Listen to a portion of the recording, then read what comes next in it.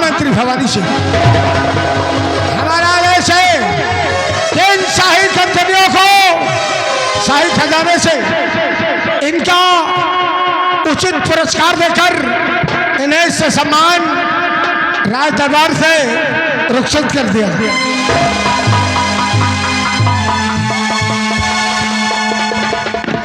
मेरे राज के कर्मचारियों, महाराज के आदेशानुसार इन कंचनियों को कोषाध्यक्ष मुनीम के पास ले जाओ और इनका उचित उपहार देकर के इस शाही दरबार से आदर सम्मान पूर्वक रुखसत किया जाए। कंचनियों आइए।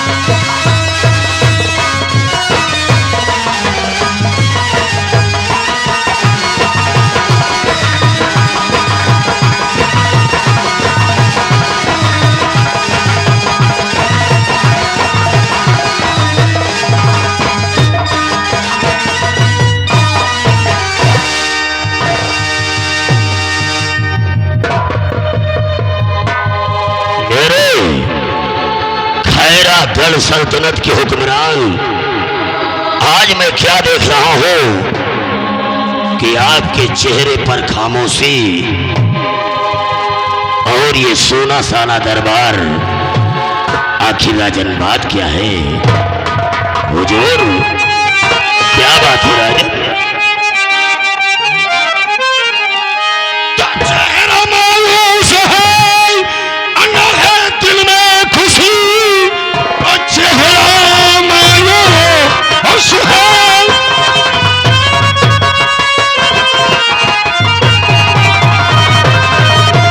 अंदर है दिल में खुशी, आज सोना सोना दरबार रहे लग रहा, और आज दिल का है राजन अब पाया कीजिए, हाथ को जोड़ कर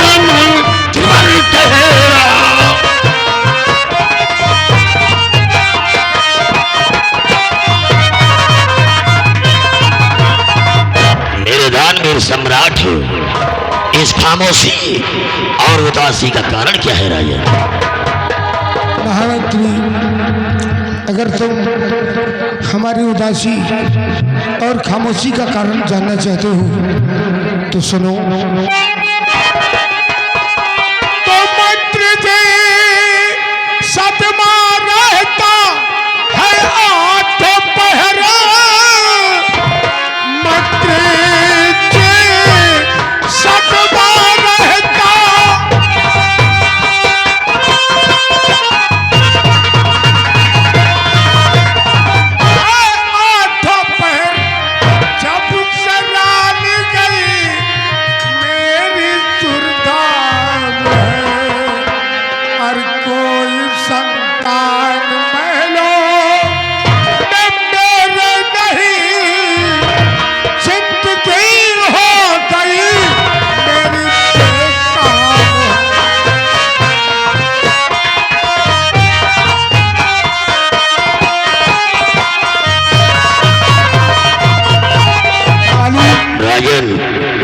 अब हमारी समझ में आया है कि जब से महारानी का देहांत हुआ है आपके पास कोई संतान नहीं है, जो कि आपके न रहने के बाद इस खैरा गणराज का कौन वारिस बनेगा।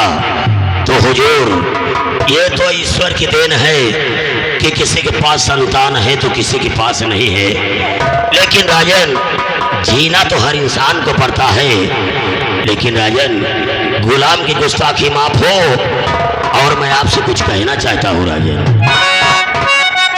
क्या कहना चाहते हो रानी, जरा बोलो।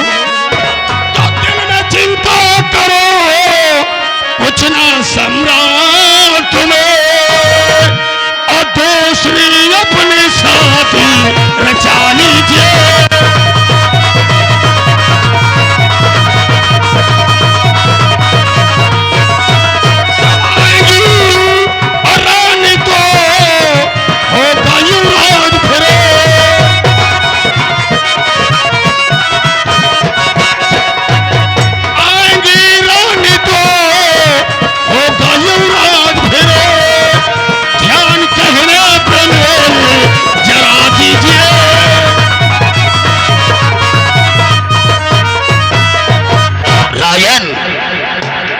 जहां तक हमारी सोच है कि आप अपनी दूसरी शादी कीजिए, दूसरा विवाह करिए। हो सकता है कि ईश्वर की देन आने वाली महारानी की कोई संतान हो जाए और इस राज्य का वारिस बन जाए। लेकिन इस उम्र में मैं शादी करूं, ऐसा कुछ मेरी समझ में नहीं आता। सेनानायक, जैसे महामंत्री कह रहे हैं, मैं आपसे पूछ रहा हूं, आपकी क्या राय है? आप क्या कहते हैं? क्या मैं इस उम्र में अपनी दूसरी शादी करूं?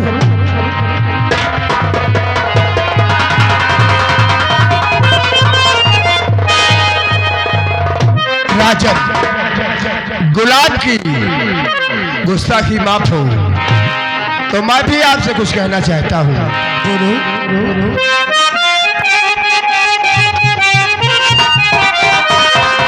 एक सम्राट मंत्री जी हैं कह रहे, और दूसरी रानी आए जो दरबार में, और होगा औलाद जो तत्वार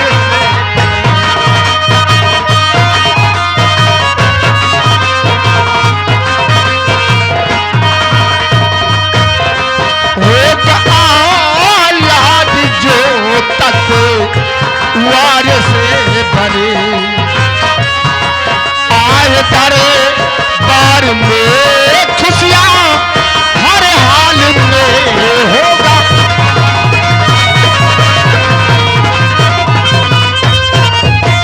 सम्राट मंत्री वो ठीक कह रहे हैं, आप अपनी दूसरी शादी कीजिए, और जो दूसरी महारानी जी आएंगी उनसे होने वाला औलाद वही एक दिन इस खैरा गणराज का होगा। अच्छो, बैठ जाओ, आप लोग परेशान मत हो, किसी प्रकार का कोई विवाद नहीं। आप लोग बैठे, कोई विवाद नहीं हुआ, कई दो लोग आप लोग बैठे, सभी लोग बाहर आ रहे हैं, आप लोग बैठ जाइएगा। आप लोग परेशान ना हो, आप लोग बैठे, किसी प्रकार का कोई विवाद नहीं है। वो सब बच्चे हैं, आपस में समझ लेंगे, आप लोग परेशान ना हो। सेनानायक, आप ये बात कह रहे हैं और हमारे मंत्रीवर भी ये बात कह रहे हैं, लेकिन आप लोगों ने हमारी उम्र के बारे में कभी सोचा है? तो तीसरा पंद्रह बीतने वाला है, तीसरा पंद्रह बीतने वाला है, और कौन ब्याहे मेरे साथ में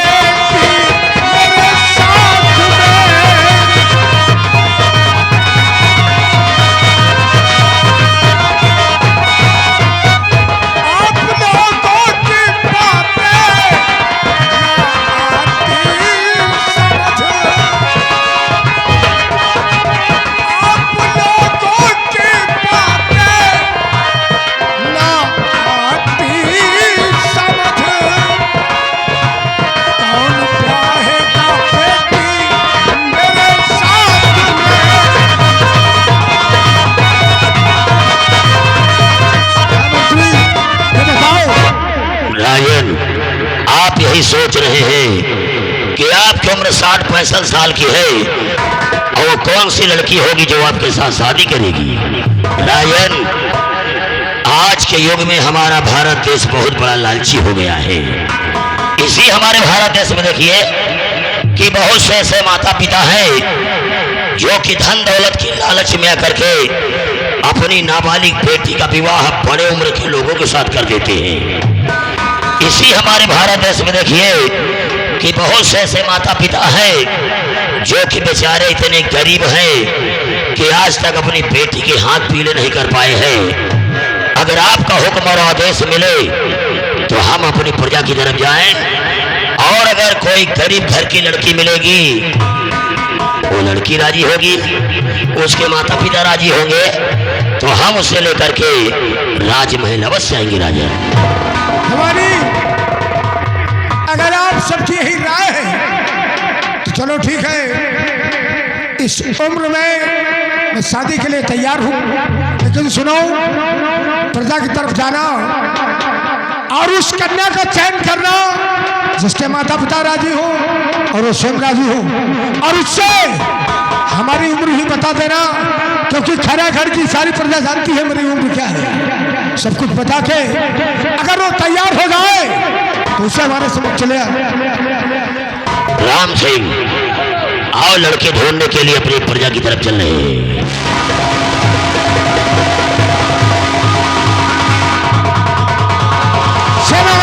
प्रताप सिंह, हम आपको आदेश देते हैं कि आप सीमा सरहद पर जाएं। अगर कोई लड़की मिली जिससे हमारी शादी की, आपने भी राय बताई है कि मैं शादी कर लूं, अगर कोई लड़की मिल गई जो हमसे शादी करने के लिए तैयार होगी तो मैं सूचना सीमा सरहद पर अवश्य पहुंचाऊंगा और तुम्हें हमारी शादी में शरीक होना है।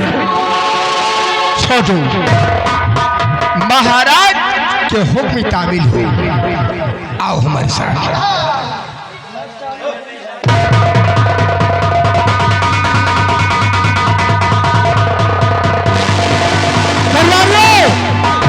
आज का शाही दरबार यहीं समाप्त होता है। शाही दरबार को तत्काल बंद करवा दिया जाए।